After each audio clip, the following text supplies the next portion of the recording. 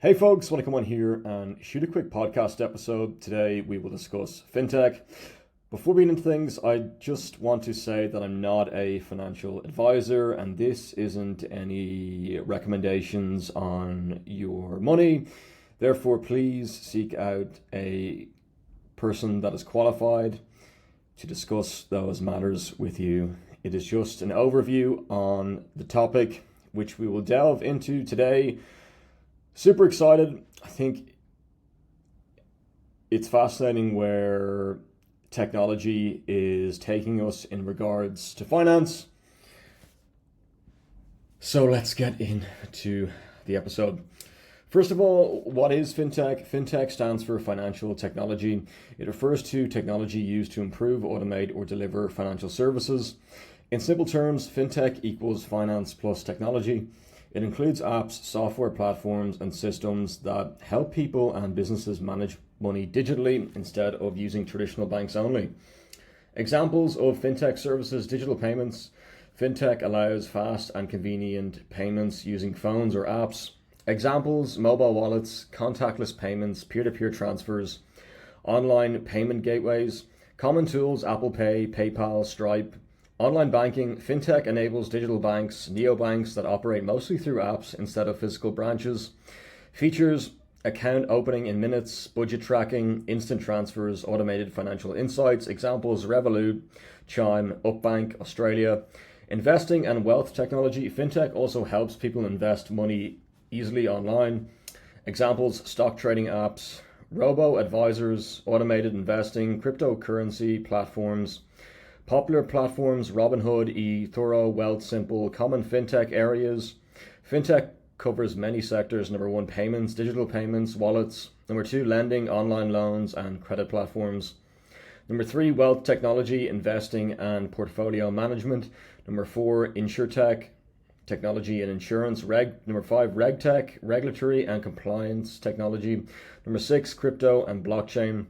Why FinTech is important? FinTech makes financial services faster, instant transactions more accessible via smartphone apps, cheaper, lower fees than traditional banks, global, easy international payments. Example: instead of visiting a bank branch to send money, you can use a mobile app to transfer money within seconds. And I think it's pretty interesting, which we'll cover today. I know I said fascinating at the start, but again, I'm not an advisor, so please seek someone qualified out if you want to talk about your cash. FinTech in Sydney, Australia. Sydney is the main FinTech hub in Australia and one of the leading FinTech centres in the Asia Pacific region. Over half of Australia's FinTech companies are based in Sydney, making it one of the country's largest FinTech ecosystem. The city combines a strong financial sector, major banks and asset managers, a fast-growing startup ecosystem, supportive regulators and innovation programs. This environment has helped FinTech companies reshape payments, lending, wealth management, and banking technology. Major FinTech companies in Sydney. Here are some well-known FinTech companies headquartered or strongly present in Sydney. I think that's correct. Payments and BNPL. Airwallex, global payments and cross-border financial platform, valued in the billions and serving hundreds of thousands of businesses worldwide. Zip, buy now, pay later platform, competing with Afterpay. Thyro Payments, payment processing and merchant bank solutions. Lending and credit. Prospa, SME, lending FinTech, offering fast business loans. MoneyMe, digital lender, using AI for credit decisions. Athena, home loans, digital mortgage lender. Wealth/investing. BrickX, fractional property investment platform. BetaShares, ETF and investment FinTech platform. FinTech infrastructure and data. Basic, open banking and financial data platform. Blue Swift, payments and identity services. Wheel, spend management platform for businesses. Key FinTech hubs and ecosystem. Barangaroo, Sydney CBD, often called the quote home of FinTech in Sydney, end quote. This precinct hosts many fintech firms and global financial institutions. Stone and Chalk, a major fintech startup hub that connects founders, investors, corporates, and mentors to accelerate fintech innovation. Tech Central, we've talked about that already on the podcast, a large innovation precinct linking universities, venture capital firms, and startups across Sydney's tech sector. We also went to a bit about Stone and Chalk, but mainly Tech Central.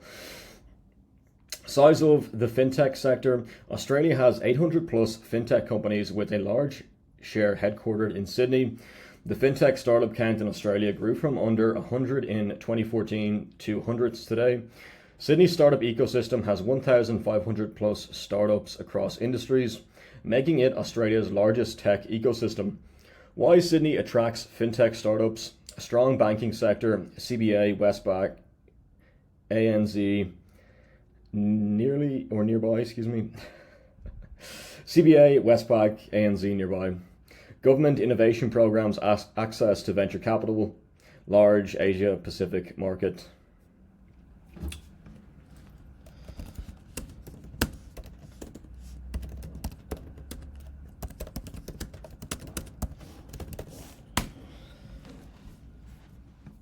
Let's get into the top startups or fintech startups in Sydney. Here are some of the top, we already talked about it very, very briefly. Here are some top fintech startups in Sydney that are gaining attention in Australia's fintech ecosystem. Sydney is the largest fintech hub in the country, which we mentioned, with hundreds of companies building solutions in payments, lending, investing, and open banking. Top fintech startups in Sydney. Number one, Airwallex, founded in 2015, focus global payments and financial infrastructure. What it does, helps companies send and receive money internationally with low fees. Why it's big, one of Australia's most valuable fintech startups, and has raised over 1 billion plus in funding used by many global businesses for cross-border payments. Number two, Athea Home Loans, founded in 2017, focused digital mortgage lending. What it does, online home loans designed to reduce mortgage costs and pay off loans faster. Funding over $200 million plus raised from investors, presuming AUD. Athea is one of the fastest growing mortgage fintechs in Australia. Number three, Basic, founded 2017, focus open banking APIs. What it does, provides financial data infrastructure that connects apps to bank accounts, customers, fintech startups, banks, and financial apps. Basic powers many Australian fintech apps with open banking data. We've covered this term on the podcast a number of times. I think it'd be rude to not just go over what it is briefly. So an API, application programming interface, is a set of rules or protocols that allow different software programs to communicate and exchange data with each other. It acts as an intermediary, defining how one application can request information or services from another without developers needing to know the internal workings of the other system. How APIs work. APIs function using a request-response cycle, typically following a client-server model. Number one, request. A client application, e.g. a weather app on your phone, sends a request to the API asking for specific data or to perform an action. This request is sent to a specific address called an endpoint, a URL for web APIs, and uses a defined method like GET to retrieve data or POST to send data. Number two, processing. The API receives the request, ensures the client is authorized, often using an API key or token, and forwards the request to the server or internal system. Number three, response. The server processes the request and sends the data back to the API. Four, deliver, or the API delivers the response to the client application, typically in a standardized format like JSON or XML, which the app then interprets and displays to the user. Common examples of APIs in everyday use. You interact with APIs constantly, often without realizing it. Social media login. When you log into a website using your Facebook or Google account, the API is used to authenticate your credentials securely between two services. Weather apps. Your phone's weather app uses an API to fetch up-to-date forecasts from a national meteorological service rather than collecting the data itself. Online payments. E-commerce sites integrate with payment gateways like PayPal or Stripe via APIs to process transactions securely. Mapping services, ride sharing, or food delivery apps use the Google Maps API to embed maps and provide real-time location tracking and directions. Types of APIs. APIs can also be categorized based on their scope or intended use. Public APIs available to any third-party developer. These promote innovation and allow external parties to build new applications or services using the provider's data or functionality, e.g. NASA's APIs for space data. Private internal APIs used exclusively within a single organization to connect internal systems and teams. They are not exposed to external users. Partner APIs shared only with specific authorized business partners. They enable secure business-to-business B2B data exchange and collaboration. Composite APIs combine multiple APIs or data sources into a single unified cell or a single unified call to address complex requirements or up to speed development. A call. Let's go back to where we were. What it does, so this is Basic, founded 2017, Focus, Open Banking APIs. What it does, provides financial data infrastructure that connects apps to bank accounts.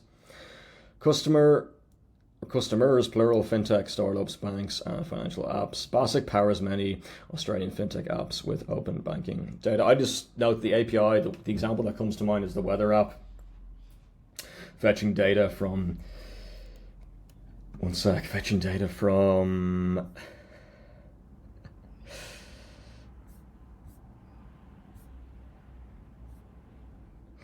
your phone's weather app uses APIs to fetch up-to-date forecasts from National Meteorological Service rather than collecting the data itself. I find that the most easy to remember example of, or common examples of APIs in everyday use.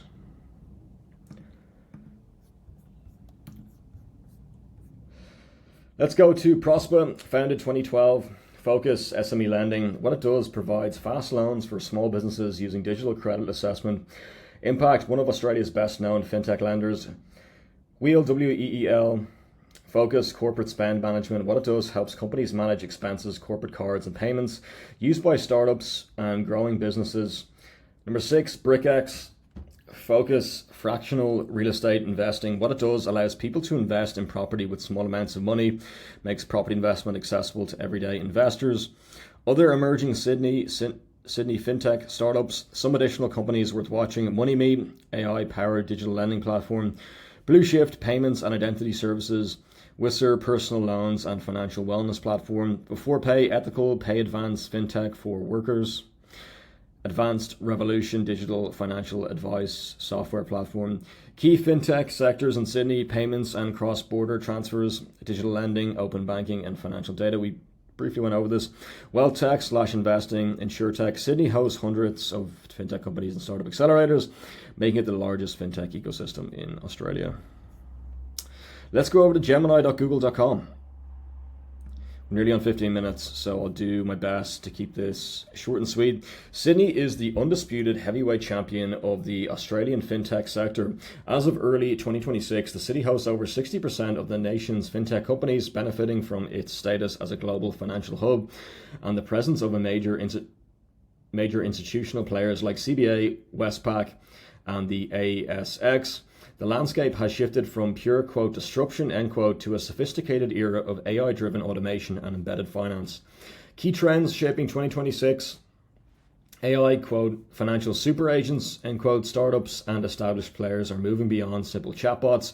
Companies like Xero with its JAX assistant and RDC AI credit assessment are deploying autonomous agents to handle complex accounting and risk management. Embedded everything fintech is becoming invisible. Rather than visiting a finance app, Sydney consumers are accessing credit, insurance, and payments directly with non-financial platforms like Qantas or utility providers. Regulation maturity: 2026 is a milestone year for digital assets, with the Corporation's Amendment Digital Assets Framework Bill in 2025 in effect, Sydney's crypto and blockchain firms are moving into a more stable license environment.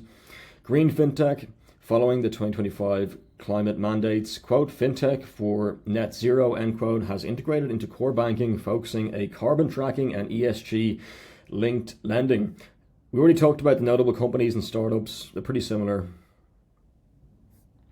Major 2026 events in Sydney. If you're looking to network or scout talent, these are the flagship dates for your calendar. Beyond Tomorrow, March 26, 2025, held at the ICC Sydney, focusing on the future of payments and identity. Sydney AI in Financial Services Summit, May 7, 2026, a deep dive into how AI is reshaping risk and compliance. FinTech Data Horizon Summit, May 8, 2026, focuses on open banking, green FinTech, and financial wellness.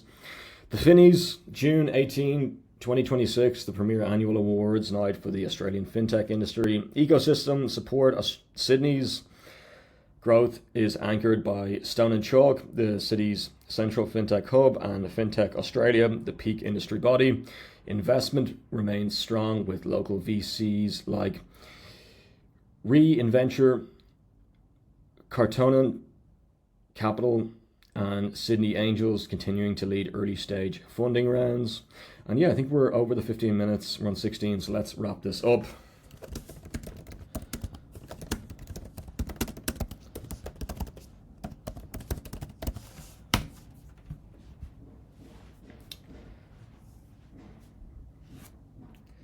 The biggest thing about FinTech in Sydney is the FinTech capital of Australia.